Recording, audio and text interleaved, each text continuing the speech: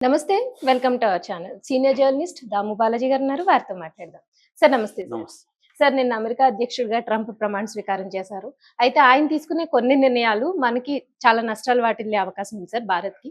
అయితే ఆటిల్ని మోడీ ఎలా ప్లాన్ చేస్తున్నారు ఇప్పుడు? ఒకవేళ ట్రంప్ తీసుకునే నిర్ణయాలు మనకి నష్టాలు వాటిల్లితే ఈయన ప్లాన్ ఏంటి చెప్పొచ్చు? నిన్న ట్రంప్ ప్రమాణ స్వీకారం చేశాడు. ఇది ప్రపంచవ్యాప్తంగా ఇది తప్ప ఇంక వేరే న్యూస్ అవును లేదన్నట్టుగా సార్. ఇదే చేస్తున్నారు.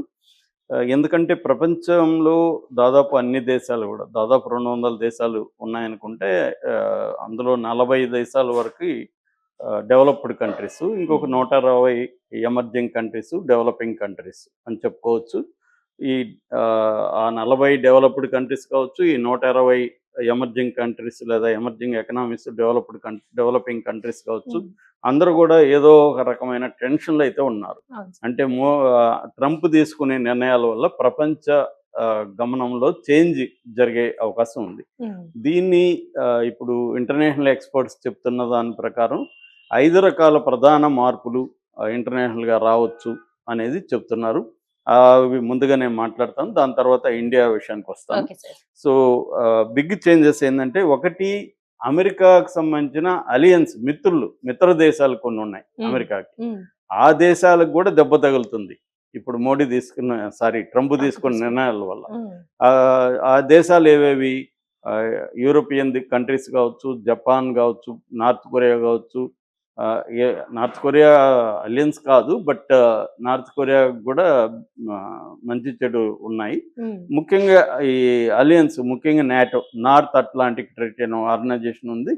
అదే ఇప్పుడు ఉక్రెయిన్, రష్యా వార్‌కి కూడా ఈ నాటో పాత్ర ఉందన్నమాట. హ్మ్. ఇప్పుడు ట్రంప్ ఏం చేస్తున్నాడంటే, అమెరికా ఫస్ట్ అనే పాలసీని ఆయన తీసుకొస్తున్నాడు. Okay sir. అట్లాగే మగా అంటారు. మగా అంటే మేకింగ్ అమెరికా గ్రేట్ అగైన్. ఈ మగా అండ్ అమెరికన్ ఫస్ట్ పాలసీ. అంటే మిత్రుల, శత్రువుల అనవసరం. హ్మ్. ఫస్ట్ మాకు అమెరికా ఇంపార్టెంటు.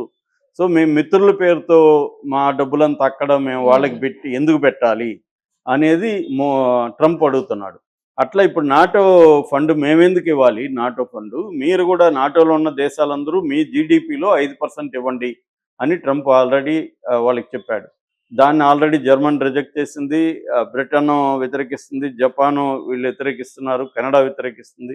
ఇవన్నీ ఉందన్నమాట. సో, ఇది పెద్ద మార్పు. అంటే మిత్ర దేశాల్లో డబ్బులు పెట్టడాన్ని కూడా హ్మ్. ఆహ్, ఇష్టపడట్లేదు ట్రంప్. హ్మ్. విత్‌డ్రా చేసుకుంటాడు. అంటే ఆల్రెడీ డోజ్ అనే ఒక సంస్థను కూడా ఏర్పాటు చేశారు. డోజ్ అంటే department of government efficiency. Already దాంట్లో ఇలాన్ మస్క్, వివేక్ రామస్వామి అని ఇండియన్ ఆరిజిన్ బిజినెస్ మ్యాన్ వీళ్ళు ఉన్నారనమాట. హ్మ్. కాకపోతే వివేక్ రామస్వామి బయటికెళ్ళిపోతున్నాడని వార్తలొచ్చాయి. Okay sir. ఏదేమైనా గవర్నమెంట్ ఎఫిషియన్సీ అంటే గవర్నమెంట్ స్పెండ్ చేస్తున్న అమౌంట్‌ని తగ్గించాలి. హ్మ్. యాక్చువల్‌గా ఇవాళ అమెరికన్ గవర్నమెంటు వాళ్ళ జీడీపీలో 25, 30% అమెరికన్ గవర్నమెంట్ స్పెండ్ చేస్తుంది వేరియస్ హ్మ్. దీనికోసం. ఒకటి, తన మిత్ర దేశాలకు సపోర్ట్‌గా ఫండింగ్ ఇవ్వడం, డిఫెన్స్ కావచ్చు, ఇంకో దానికి కావచ్చు. 2, ఇంటర్నల్‌గా కంపెనీలకి, పెద్ద కంపెనీలకి బెయిల్ ఔట్ ప్యాకేజెస్ ఇవ్వడం. హ్మ్. ఫర్ ఎగ్జాంపుల్ అమెరికాలో జాంబీ కంపెనీలంటే వాళ్ళ రెవెన్యూ అనేది వాళ్ళ అప్పులకి వడ్డీ కట్టడానికి కూడా సరిపోదు. అలాగా హ్మ్. వరుసగా 3 ఏళ్ళు గాని జరిగితే దాన్ని జాంబీ కంపెనీ అని పిలుస్తున్నారు. ఓహ్! సో, అలాంటి కంపెనీలు మూసేయాలి మామూలుగా అయితే. అవును సార్. కానీ అమెరికన్ గవర్నమెంట్ ఏం చేస్తుంది, అలాంటి కంపెనీలకి బెయిల్ ఔట్ ప్యాకేజ్ అంటే వాళ్ళకి డబ్బులిచ్చి వాళ్ళ నష్టాల్ని నివారించే ప్యాకేజీ, వాళ్ళ అప్పుల్ని తోసేసే ప్యాకేజీ ఇవి చేస్తుంది. ఈ జాంబీ కంపెనీలు అమెరికాలో 20% వరకు ఉన్నాయండి మొత్తం కంపెనీల్లో. హ్మ్. అంటే ఇది ఇట్లాంటి వాటినన్నిటిని కూడా ట్రంప్ కట్ చేసి, అంటే డొమెస్టిక్‌గా వితిన్ అమెరికాలో గవర్నమెంట్ ఎక్స్‌పెండిచర్‌ని కట్ చేయడం, గవర్నమెంట్‌ని మోర్ ఎఫిషియెంట్‌గా పనిచేయించడం అనేది ఒకటి. తన మిత్రులకి హెల్ప్ చేస్తున్న చోట కట్ చేసుకోవాలి. అందుకనే ఇజ్రాయెల్‌ని కూడా బెదిరించాడు. ఇజ్రాయెల్‌కి ఫండ్ కూడా మేము తగ్గించేస్తామని చెప్తున్నాడు. అందుకనే ఇజ్రాయెల్ శాంతి ఒప్పందం చేసుకోమన్నాడు హమాస్‌తో. హమాస్‌తో ఇజ్రాయెల్ శాంతి ఒప్పందం కూడా చేసుకునింది. అంటే హ్మ్. చాలా వేగంగా కదులుతున్నాడు ట్రంప్. ఈ చేంజ్ ఫస్ట్ చేంజ్. రెండవది, ఆపర్చునిటీ ఫర్ రైవల్స్. అంటే అమెరికాకి రైవల్స్‌గా కొంతమందున్నారు. రష్యా గావచ్చు, చైనా గావచ్చు, నార్త్ కొరియా గావచ్చు, ఇలాంటోళ్ళు. ఇలాంటి వాళ్ళకు దీనివల్ల ఆపర్చునిటీస్ కూడా వస్తాయని చెప్తున్నాను. ఫర్ ఎగ్జాంపుల్ ఇప్పుడు ఉక్రెయిన్‌తో వారు పోతే రష్యా కొంత బెనిఫిట్ అయ్యే అవకాశం ఉంది. రష్యా మీద ఆల్రెడీ ఆంక్షలు ఉన్నాయి, ట్రేడ్ ఆంక్షలు, ఎకనామిక్ ఆంక్షలు, అవన్నీ కూడా తగ్గితే రష్యాకి హెల్ప్ అవుతుంది. సో అలాగే నార్త్ కొరియా ప్రెసిడెంట్ కూడా గతంలో కూడా ట్రంప్తో కలిసాడు కిమ్. చైనా కూడా ఎలా అవుతుంది అనేది నేను సపరేట్గా మళ్ళీ చెప్తాను. Okay sir. దీని తర్వాత రైజింగ్ ప్రొటెక్షనిజం, ఇది మేజర్ ట్రంప్ పాలసీ. ఆయనకి తారిఫ్ అంటారు, అంటే మన దేశంలో ఇప్పుడు ఇంపోర్ట్ చేసుకుంటాం కొన్ని వస్తువులని, వాటి మీద సుంకం వేస్తాం, దాన్ని తారిఫ్ అంటారు ఇంగ్లీష్లో.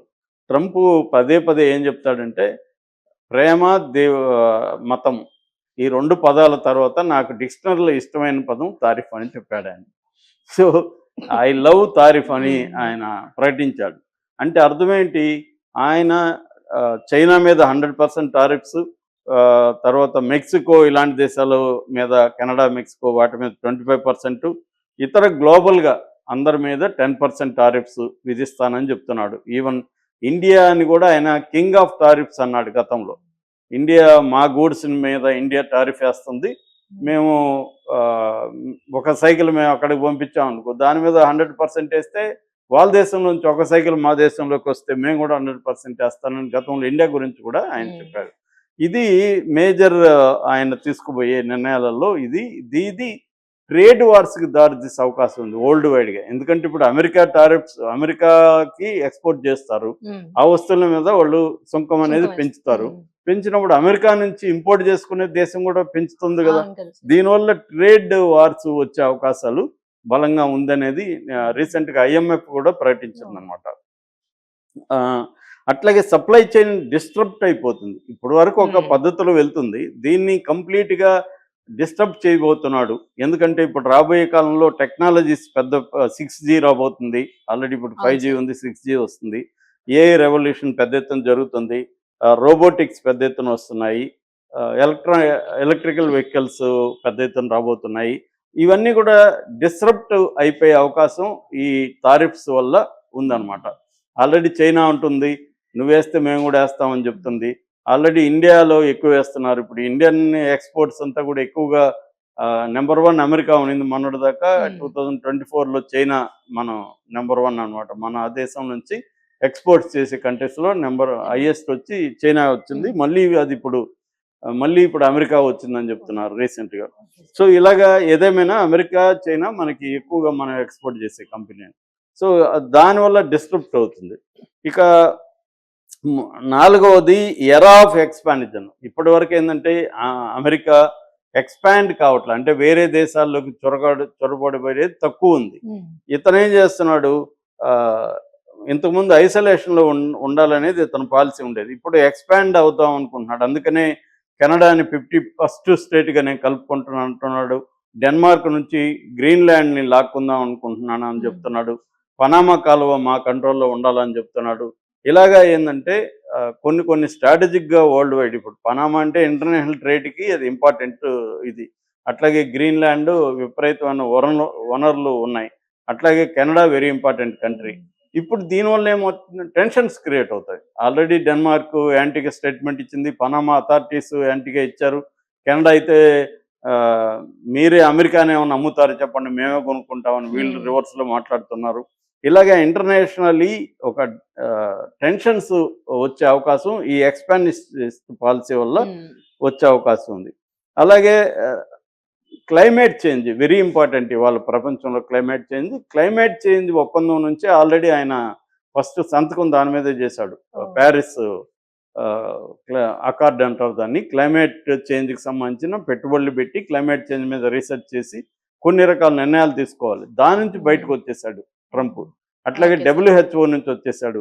అంటే ఎగ్జిక్యూటివ్ ఆర్డర్స్ అంటారు. ఎగ్జిక్యూటివ్ ఆర్డర్స్ దాదాపు 200 ఆర్డర్స్ మీద సంతకాలు చేయబోతున్నట్టుగా చెప్తున్నారు. ఆల్రెడీ చాలా వాటి మీద చేశాడు.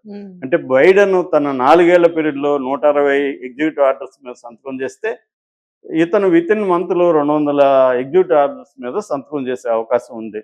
ఇదేంటంటే విత్డ్రా అయిపోతాడు.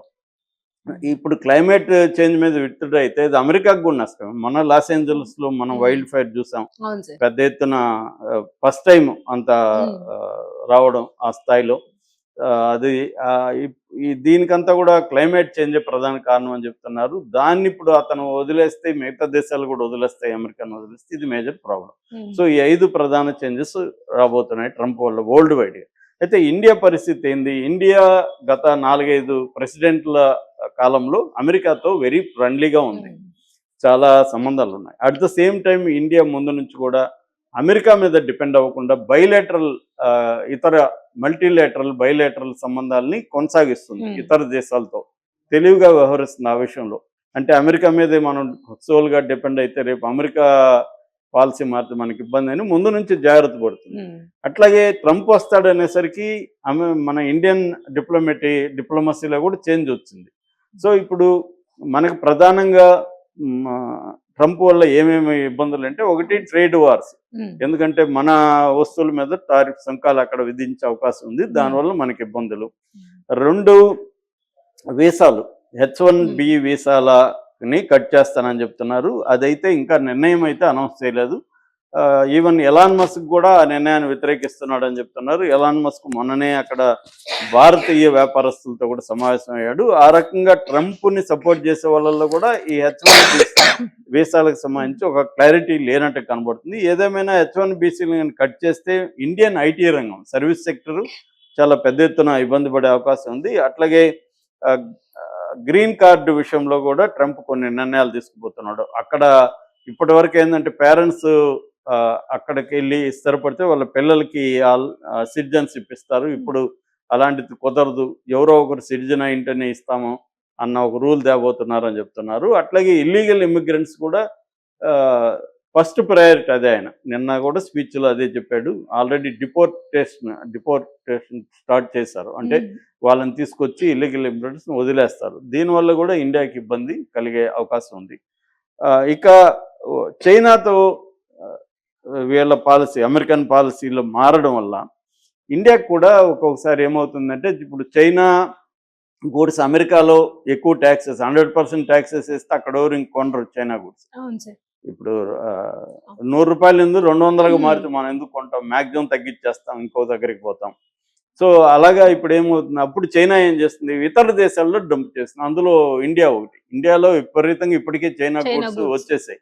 ఇప్పుడు దాన్ని ఇంకా డబుల్ చేస్తే దానివల్ల ఇండియన్ ఎకనామీకి డిస్టర్బెన్స్ వస్తుంది. ఇక్కడ మన డొమెస్టిక్ మ్యానుఫ్యాక్చరింగ్ సెక్టరు ఇబ్బందులకు వెళ్తుంది. దీన్ని ఎలా ఫేస్ చేయాలనేది ఇప్పుడు ఒక ఛాలెంజ్గా మారే అవకాశం ఉంది. ఇక మూడవది ఆయిల్ ప్రైజెస్ వరల్డ్ వైడ్ కూడా ఈ జియో పొలిటికల్ దీంట్లో బ్యాలెన్స్లో తేడాలు వచ్చినప్పుడు ఆయిల్ ప్రైజెస్లో కూడా ఇండియాలో పెరిగే అవకాశం ఉంది. దానివల్ల కన్జ్యూమర్ గూడ్స్ మీద ఫాస్ట్ మూవింగ్ కన్జ్యూమర్ గూడ్స్ ఏవైతే ఉన్నాయో వాటి మీద కూడా FMCG సెంటర్ దాని మీద కూడా పడుతుంది అన్నమాట. సో ఈ FMC సెక్టరు వీటి మీద అంతా కూడా పడే అవకాశం ఉందన్నమాట. సో ఇలాగా దీన్ని ఇప్పుడు మోడీ అయితే ఆల్రెడీ ప్రియమిత్రుడా అని సంబోధిస్తూ ఆయనకి ఇది చెప్పాడు. వీళ్ళిద్దరు మంచి ఫ్రెండ్సే, కానీ అమెరికా ఫస్ట్ అనే దగ్గర ఇంకేమి చెల్లవు అతని దగ్గర. కాబట్టి ఇప్పుడు మోడీ డిప్లొమసీ దీని మీద చాలా ఆధారపడి ఉంటుంది. ప్రపంచం అంతా కూడా ఇంకా అస్థిరమైన దీంట్లో అయితే ఉంది. అంటే నిజంగానే ట్రంప్ చెప్పిందంతా చేస్తాడా? ఎందుకంటే నిజంగానే చేస్తే ఆయన ఎకనామిక్ కూడా ఇబ్బంది. ఒక పక్క ఏమో టారిఫ్స్ పెంచితే దానికి ఆల్టర్నేటివ్ ఉండాలి కదా. ఇప్పుడు మనం ఏదో ఒక వస్తువు కొనుక్కోవాలా, అది 100 రూపాయలది 200 అయింది, వేరేది కొనుక్కోవాలంటే అవైలబుల్గా ఉండాలి కదా. వాళ్ళ నేటివ్ మ్యానుఫ్యాక్చరింగ్ సెక్టర్ డెవలప్ అవడానికి టైం పడుతుంది. సో దానివల్ల ఏంటంటే వాళ్ళ కన్జ్యూమర్ దీని మీద కాస్ట్ పెరుగుతుంది.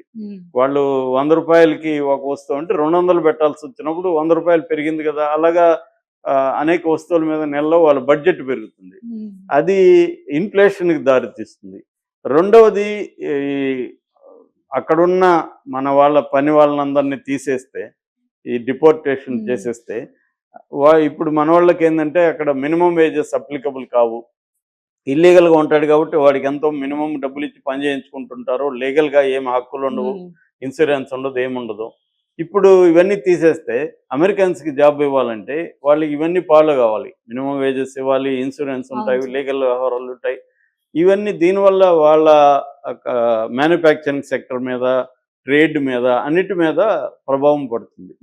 ఇది ట్రంప్కి తెలియదా? తెలుసు. కాకపోతే ఏంటంటే అతను ఒక దూకుడుగా బెదిరించి తన కంట్రోల్లోకి ప్రపంచాన్ని తీసుకురావాలి అన్న దీంతో వెళ్తున్నాడు తప్ప అన్నీ అమలు చేస్తాడనే దాంట్లో ఎవరికి కూడా నమ్మకం లేదు.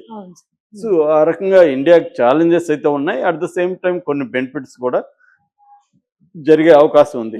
అది మోడీ దీని మీద కూడా ఆధారపడుతుంది. వరల్డ్ వైడ్గా ట్రంప్ ఎలాంటి నిర్ణయాలు తీసుకుపోతున్నాడు ఈ 100 రోజుల్లో క్లారిటీ వచ్చే అవకాశం ఉంది. ఏదేమైనా ఆల్రెడీ మనకు నష్టం అయితే జరుగుతుంది. ఎందుకంటే ట్రంప్ రావడంతో ముఖ్యంగా అమెరికన్ పెట్టుబడిదారులు మిగతా వాళ్ళు మన స్టాక్ మార్కెట్ల నుంచి పెట్టుబడులను ఉపసంహరించుకుంటున్నారు పెద్ద ఎత్తున.